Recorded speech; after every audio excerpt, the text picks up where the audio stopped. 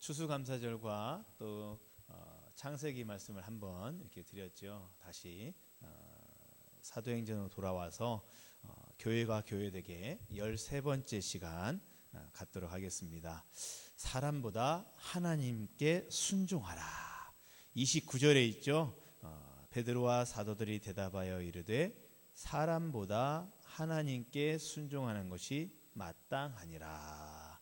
그래서 이 말씀에서 주제를 가져왔습니다. 그래서 사람보다 하나님께 순종하라. 여러분, 오늘 본문 보면 사람의 편에 있는 사람들이 있고요, 하나님의 편에 선 사람들이 나와요. 자, 한 번씩 볼까요? 여러분, 하나님의 편에 선 사람은 누구입니까? 사도들이죠. 그리고 또 하나 가말리엘이에요. 그리고 사람들의 편에 선 사람은 누구입니까? 대제사장과 바리새인들과 사마리아가 아니라 사두개인들이죠. 자, 여러분, 가말리엘이 우리는 이 사도 바울의 스승이기 때문에 잘 알고 있죠. 친숙한 인물이에요. 근데 이 가말리엘이 율법 학자고, 랍비라는 뜻이죠. 랍비. 유대인들 그 당시에 최고의 랍비였어요. 근데 이 랍비가 이 산헤드린 공회에서 지금 뭐라고 말하고 있습니까? 너희들이 행동하는 것을 조심하라. 만약 이 일이 예수로 말미암은 이 사도들과 이 복음의 역사가 사람으로 말미암은 일이면 스스로 무너질 것이다. 전에 드다가 나타나서 또 갈릴리의 유다가 나타나서 로마로부터 독립을 꿈꾸고 해방하려고 해방자를 자처하면서 사람들의, 유대 백성들의 지지를 끌어모으기 위해서 내가 메시아다 하면서 사람들을 끌어모으고 로마로부터 해방운동을 했어요. 그런데 그들을 로마가 가만 놔두지 않죠. 다 진압당합니다. 근데 그 지도자가 죽고 나니까 어떻게 됐습니까? 싹 사람들이 사라졌어요. 다 사라졌다는 거예요. 그러니까 가말리엘의 이 말은, 만약 이 복음의 역사가 사람으로부터 시작됐으면 그때처럼 드다처럼 유다처럼 그 수장인 예수를 죽였으니 이제 너희들이 상관하지 말고 내버려 두어도 자연적으로 없어질 것이다. 사람이 만든 건 이렇게 자연적으로 없어지는 것이다. 지도자가 사라져버리면 자연적으로 없어지는 것이다. 그러니 너희가 이렇게 힘쓸 필요가 없다. 상관하지 말고 내버려 둬라. 그러나 또 하나 너희가 주의할 것이 있는데, 만약 이 일이 하나님께로부터 났으면 너희들이 지금 하는 이 행동은 하나님을 대적하는 행동이다. 니들이 대제사장이고 바리새인들이고 사두개인들인데, 유대교의 지도자들인데 너희들이 하나님의 일을 막고 하나님께 대적해서는 되겠느냐라는 것이에요. 너희들이 아무리 대적해도 하나님의 일은 사람이 무너뜨릴 수 없는 것이다. 그러니 내버려 둬라. 내버려 둬라. 너희들이 할 것은 이미 다 했다. 이제 이 일이 하나님의 일인지 사람의 일인지는 드러날 것이다 라고 말해준 거예요.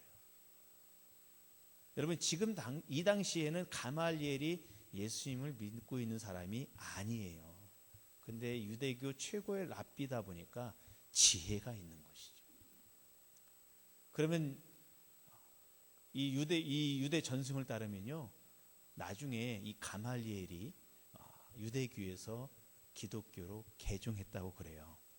그러니까 가말리엘이 계속 살펴보니까 복음이 예수가 죽었는데도 날마다 부흥하고 성장하고 확산되어 가니까, 이것은 하나님의 일이다라는 확신을 갖고 가말리엘이 기독교로 개종하는 거죠. 자, 여러분, 다시 말씀으로 돌아가서 오늘 본문을 보면 가말리엘의 말을 따르면 하나님의 사람들과 개인적 사람의 일을 하는 사람들이 있어요. 하나님의 일을 하는 사람들, 사람의 일을 하는 사람들. 베드로와 요한은 사람보다 하나님께 순종하는 것이 마땅하다라고 말해주고 있습니다. 근데 여러분 생각해 보세요. 이 하나님이 아닌 사람의 편에 서 있는 사람들이 오늘 본문에서 대제사장과 바리새인들과 사두개인들로 등장하고 있는데, 여러분 이들이 하나님을 모릅니까? 아니잖아요. 다 하나님 알고 있잖아요.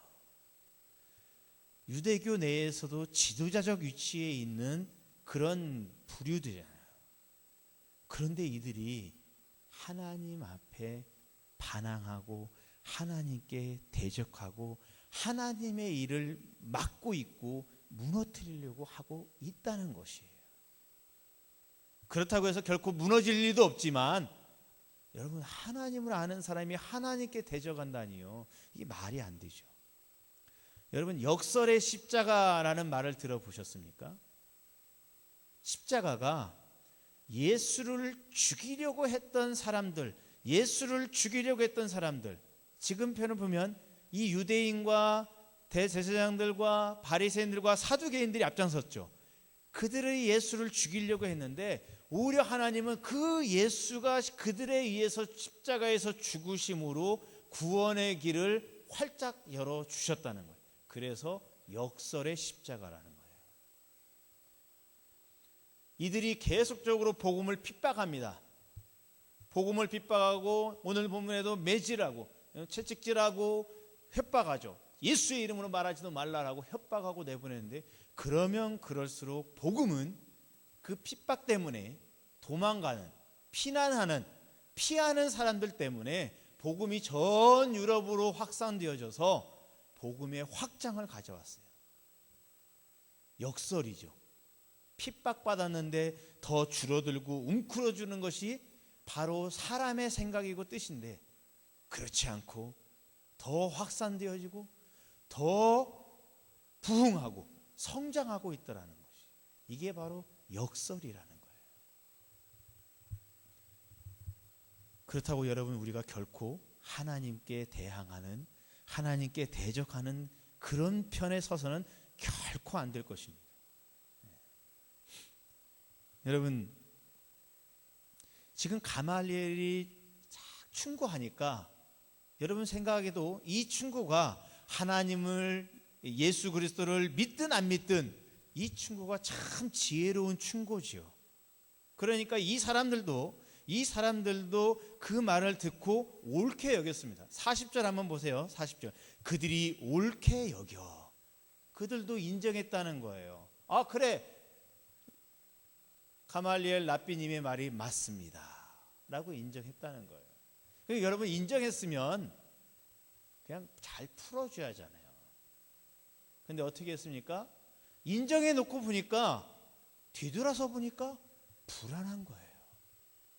왜냐하면 이 사람들은 바리새인과 사두개인들과 이 대제사장은 지금껏 예수님을 믿는다 했지만 하나님을 믿는다고 하고 유대교 지도자로 서 있긴 했었지만, 여러분 이들이 하나님의 편에 서 있질 않잖아요. 오늘 본문에서도 사람들 편에 있잖아요. 그러다 보니까 이들이 사람적인 생각이 들어와서 불안한 거예요. 은혜 받고 딱 뒤돌아보니까 불안한 거예요. 불안하니까 어떻게 합니까? 매질, 채찍을 때렸어요. 보통 유대인들의 이 채찍을 때렸다라는 말이 있으면, 보통은, 특별한 경우가 아니고 보통은 40에서 하나를 감한 뇌를 때립니다. 채찍질이에요. 그 채찍의 끝에는 날카로운 못이나 이 뼈 조각을 붙여가지고 한 번 때릴 때마다 살점이 파이고 피가 터져 나오는 그런 채찍이에요. 그럼 왜 40에서 하나를 덜해서 39대를 때리느냐? 쉽게 말하면 40대 때리면 죽으니까, 40대 때리면 죽으니까 죽지 않을 만큼 패는 거예요. 우리 옛날에 멍석말이 했다고 그러죠. 멍석말이하고 두들겨 패면 어떻게 됩니까? 사람이 골병 들어서 서서히 죽어가는 거예요. 그것처럼 매맞다가 즉사시키지는 않고 서서히 죽어가도록 때린 거예요. 때리고 협박하죠. 너 다시는 예수의 이름을 꺼내지도 말고 말하지도 말고 예수의 이름으로 복음도 전하지 마. 또 그랬다간 또 이렇게 맞을 줄 알아 라고 협박하는 거죠. 여러분, 왜 이들이 옳게 여겼으면서도 왜 이런 인간적인 방법을 동원합니까? 이들이 참된 하나님의 일꾼들이 아니었기 때문이에요. 그들이 만약 참된 하나님의 일꾼들이었다면은 옳게 여겼을 그때에 그래 하나님이 다 하실 거야 그 믿음 안에서 당당히 풀어놓는 거죠. 근데 풀어놓으려고 보니까 불안한 거예요. 왜 그렇죠? 예수라는 이 사람이 나타남과 동시에 그 제자들과 예수가 나타남과 동시에 사람들의 관심과 사람들의 그 지지가 다 자기들에게서 이 예수로 다 떠나갔잖아요. 지금껏 하나님의 이름으로 밥을 먹고 하나님의 이름으로 명예를 누렸고 권세를 누렸는데 갑자기 갈릴리에서 나타난 한 사람과 그 무리들 때문에 백성들이 나를 바라봤던 그 모든 것들이 다 빠져나가고 있어요. 그러니까 불안한 거죠. 내 이익을 지켜야죠. 내 지위를 지켜야죠. 내 백성들을 지켜야죠. 여러분, 꼭 사울의 모습 같지 않습니까? 다윗에게 사람들이 사울은 천천히요 다윗은 만만이로다 하니까 사울이 어떻게 됐어요? 다윗을 죽이려고 하죠. 왕위를 지켜야 하잖아요. 내 것을 지켜야 하잖아요. 지금 여러분, 이 대제사장과 바리새인들과 서기관들도 똑같아요. 내 것을 지켜야죠.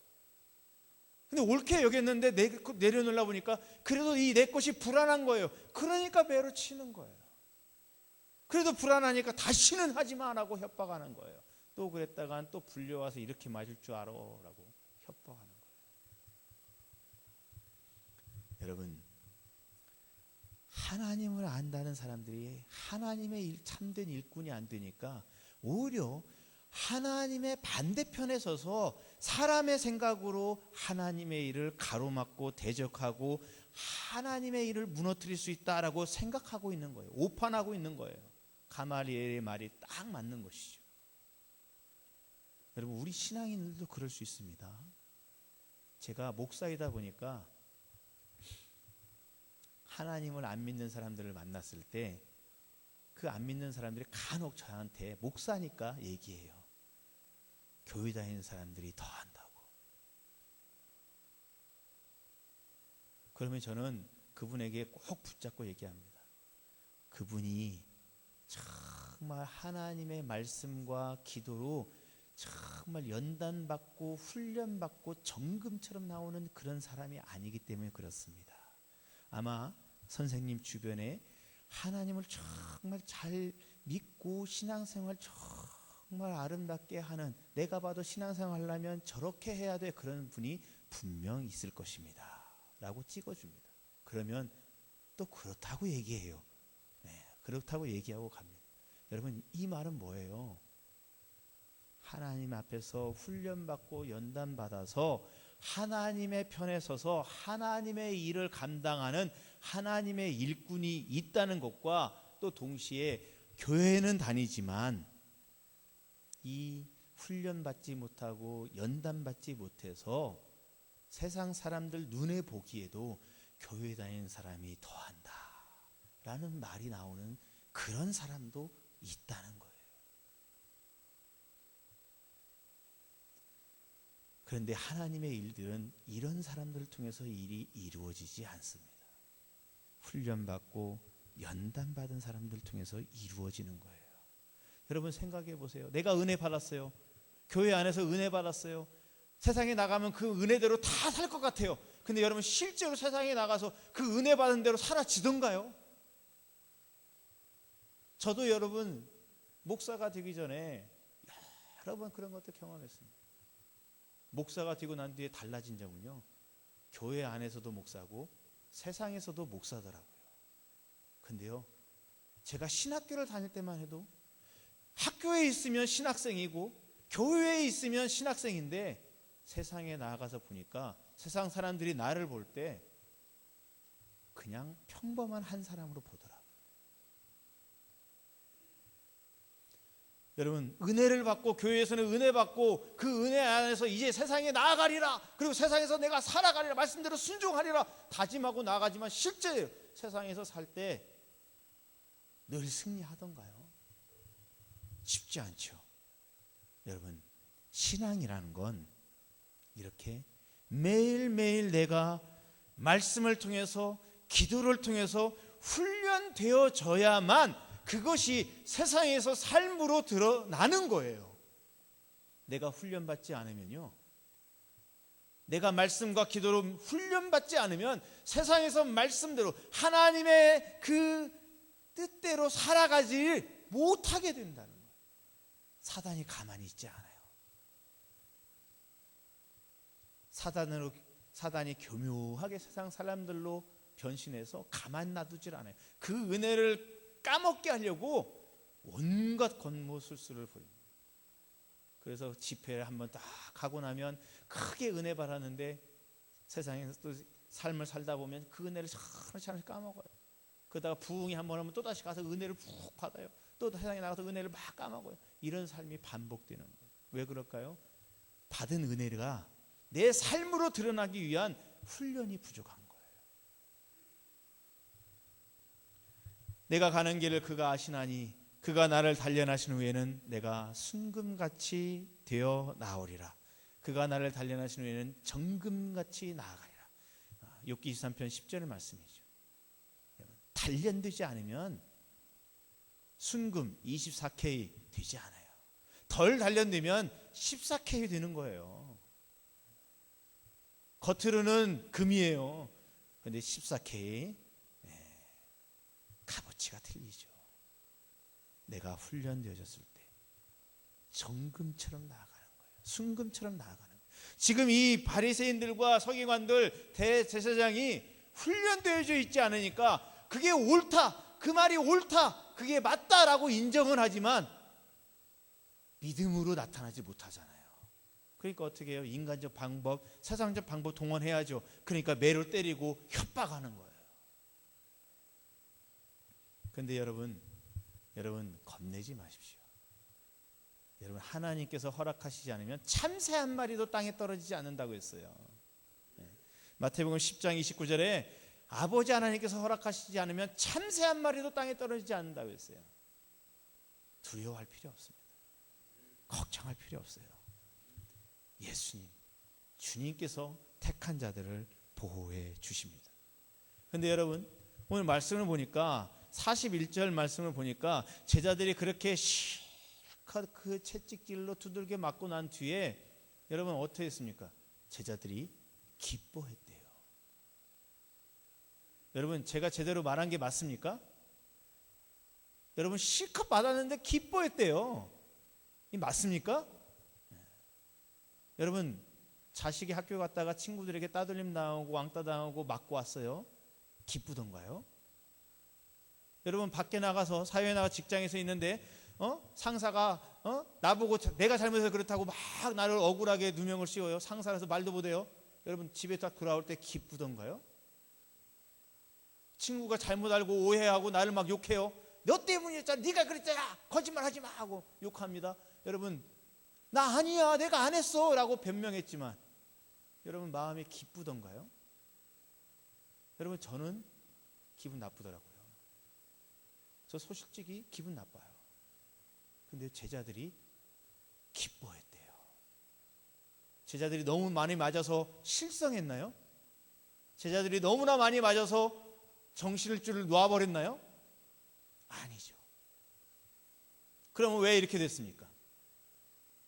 여러분, 제자들을 잘 생각해 보세요. 제자들이 어떤 제자들이었어요? 지극히 인간적이고 지극히 세상적인 사람들이 제자들 아닙니까? 예수님께서 나를 따라오느라 콜링을 했지만, 부르심을 했지만 예수님 따라다니면서 그들이 한 것이 무엇이 있었어요? 예수님이 그렇게 말해도 깨닫지 못하고, 한 번은 그랬죠. 야고보와 요한의 어머니가 와가지고 예수님 당신의 나라가 임할 때 내 큰아들은 당신의 오른편에, 내 둘째 아들은 당신의 왼편에 앉게 하소서. 이 말은 무슨 뜻이냐면, 당신이 로마로부터 우리나라를 독립시켰고 왕이 됐을 때 내 큰아들은 당신의 오른손, 당신의 왼손 되게 해주세요 라고 말한 거예요. 제자들이 그 말을 듣고 어떻게 했어요? 아이고, 어머니 잘못 알고 계시네. 예수님의 나라는, 하나님의 나라는 천국 하늘에 있는 나라, 이 땅에서 로마로부터 독립한 그 나라 아니에요. 어머니 잘못 알고 계시네. 그렇게 했나요? 아니면 정말로 그렇게 되는 줄 알고 분이 여기고 화를 냈나요? 안타깝게도 화를 냈어요. 제자들도 다 그렇게 될 줄 알고 따라다녔던 거예요. 그래서 예수님께서 마가복음에 보면 예수님께서 십자가에 못 박히셔서 죽으실 것을 쭉 말씀하시니까 베드로가 탁 와 있고, 주여 그리 마시옵소서. 왜 그랬습니까? 예수님이 죽으면 지금 예수님 옆자리, 예수님의 그 왕이 되었을 때 그 옆자리 다 사라지는 거잖아요. 지금 베드로가 생업을 내버려 두고 가족을 내버려 두고 지금 예수님만 따라가고 있는데, 예수님 따라가다가 내 인생, 고기 잡는 인생에서 나 출세해 보겠다. 고기 잡는 인생에서 나는 출세해서 한번 이 나라의 왕의 옆에서 최고의 신임 받는 고위 대관 신하가 되어 보겠다. 그런 생각으로 부풀어 있는데 예수님이 죽어버리다니요. 그러면 지금까지 따라왔던 모든 게 다 물거품 되는 거잖아요. 그때 예수님께서 뭐라고 하셨습니까? 제자이고 수제자였던 베드로를 향해서 사단아 내 뒤로 물러가라. 사단이라고 표현했어요. 하나님의 일을 대적하니까 사단아 내 뒤로 물러가라. 제자잖아요, 제자. 하지만 하나님의 일을 막 가로막으니까 사단아 내 뒤로 물러가라 라고 말하는 거예요. 오늘 여러분 가말리엘이 뭐라고 말합니까? 이 일이 만약 하나님께로 났으면 너희들이 하나님께 대적하는 것이다. 그리고 너희들이 아무리 노력한다 해도 하나님의 일을 막을 수 없다 라고 말했어요. 여러분, 이런 제자들이었어요. 이런 제자들이었는데 여러분 어떻게 변했습니까? 3년 동안 예수님께로 그렇게 말씀을 들어도 그 말씀을 깨닫지 못했던 그들이 예수님께서 디베레 바닷가에 나타나셔서 너희들이 예루살렘을 떠나지 말고 기도해라 라고 했을 때 그들이 마가 다락방에 모여서 기도하다가 성령님의 임재를 쫙 받고 난 뒤에 변했죠. 그동안 들었던 말씀이 무슨 말씀인가를 깨달아졌죠. 그리고 그때서야 비로소 그 말씀이 삶으로 드러나기 시작했어요. 여러분, 이게 아주 중요해요. 제자들도 전에는 지극히 인간적이고 세속적이고 자기중심적으로 살았는데, 말씀을 들어도 깨달아지지 않고 말씀대로 살지 못한 삶을 살았었는데, 기도하면서 성령의 임재를 받자 이제는 말씀이 이해가 되면서 말씀대로 삶을 살아가는 열매를 맺는 사람으로 바뀌어진 거예요. 바뀌어지니까 이제 예수님의 그 이름으로 매를 맞아도 기쁜 거예요. 남들은 감옥에 가면 아이고 내 인생 끝났다, 내 호적에 빨간 줄 탁 올라갔으니 내 인생 완전히 끝났다 하고 그럴 텐데, 여러분, 바뀐 제자들은 감옥에 들어가서도 하나님을 찬송하고 하나님께 예배했어요. 기도했어요. 그러니까 하나님께서 하나님의 일은 사람이 막을 수 없다 하는 이 말처럼 감옥을 무너뜨려 주셔서 지진이 나서 터가 무너지고 감옥에서 꺼내줘 주셨습니다.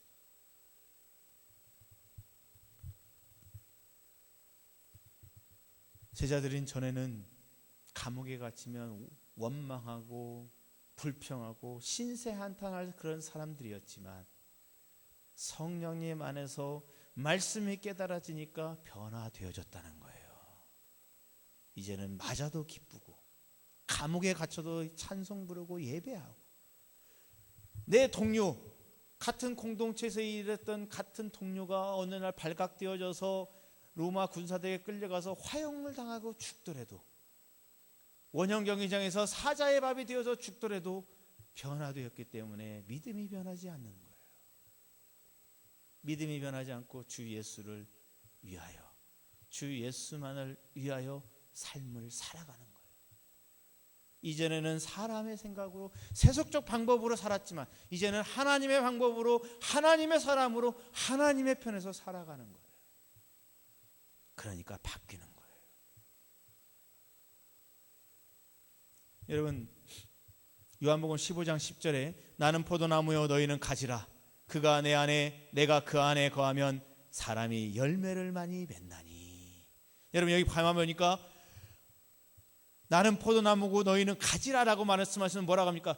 그가 내 안에, 예수님이 내 안에, 그리고 내가 예수님 안에 거하면 열매를 맺는다라고 말씀하고 있어요. 여러분, 반쪽짜리가 되지 마시기 바랍니다. 예수님은 내 안에 거하시는데 나는 예수님 안에 거하지 못하는 그런 반쪽짜리 삶이 되어서는 안 돼요. 그런 반쪽짜리의 사람이 바로 오늘 서기관들과 대제사장들과 바리새인들, 그들의 모습이 아닙니까? 그들은 입으로는 하나님을 알고 있었지만 하나님이 보내신 자를 몰라보고 있잖아요. 사람의 편에 서 있잖아요. 하나님의 편에 서 있지 못하잖아요. 하나님의 편에 서 있는 사람은 하나님, 예수님이 내 안에 들어오시고, 그리고 나도 예수님 안에 들어가야 돼요. 그래야 열매가 맺히게 되는 거예요. 여러분, 사도들은 예수님이 내 안에 들어왔어요. 성령님이 안에 들어오셨어요. 마가다락방에서 성령님이 내 안에 들어오셨어요. 그리고는 그들이 변화됐어요. 이제는 그들의 삶이 성령님 안에 들어가게 된 거예요. 그러다 보니까 매를 맞아도 기쁘게 여기고 뭘 했다고요? 42절에 그들이 날마다 성전에 있든지 집에 있든지 예수는 그리스도라고 가르치기와 전도하기를 그치지 아니하니라. 열매를 맺기 위해서 쉬지 않고 달려갔다라는 거예요. 이게 어떻게 된 일입니까? 예수 안에 있는 사람, 예수 안에 있는 사람은 가능한 거예요. 사도 바울은 뭐라고 말합니까? 우리가 살아도 주를 위하여 살고 죽어도 주를 위하여 죽나니 그러므로 사나 죽으나 우리가 주의 것이로다. 여러분, 이것을 믿으십니까? 사나 죽으나 우리는 주님의 것입니다. 사나 죽으나 우리 새소만 교회는 주님의 것입니다.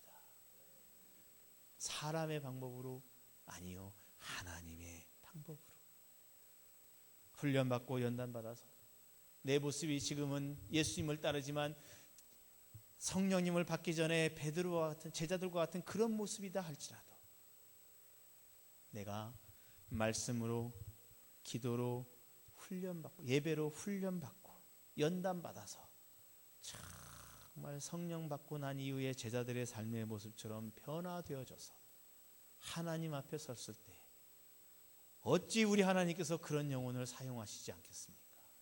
어찌 그 영혼을 주님께서 기뻐 여기시지 않겠습니까?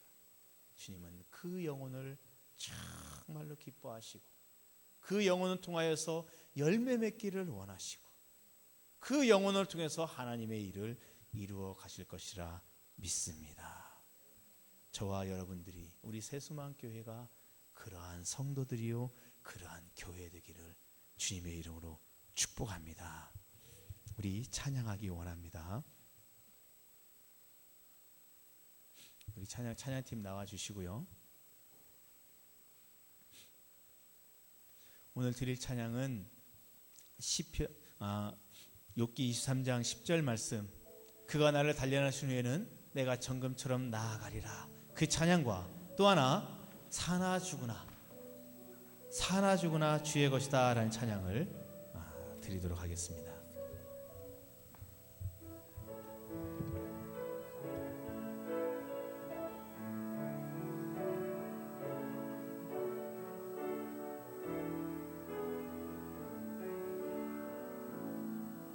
주가